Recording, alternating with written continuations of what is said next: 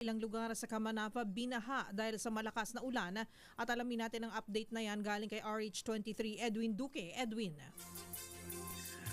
Karen, dahil doon sa natigil itong malakas na ulan ay humupa na rin itong mga pinanglugar sa iba't ibang lugar sa Caloocan at Malabon.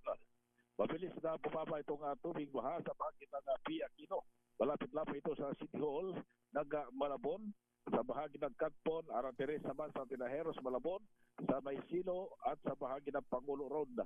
Mabilis din bumupa itong gapan ng Rizal Avenue sa Grace Park at Avenue at ilang mababang lugar. Umaga pa lang kanina, bumuhos yung malakas na ulan. Pero tumigil at muli bumuhos itong hapon. Halos sa zero visibility na pag kanina ang naputas. Pero hindi ito nagpabaha dahil sa gumagana ng mga pumping station sa Malabon, Naputas at Valenzuela. Tuloy pa rin ang mahinang pag-ulan sa bahagi ng Kamanava ngayon. Pero wala na pangabang lalakas pang-ulan dahil maliwanag na yung kalangitan kumpara kanina maghapon. RH23 Edwin Duque nagulat sa DZRH, una sa Pilipinas, una sa Pilipino.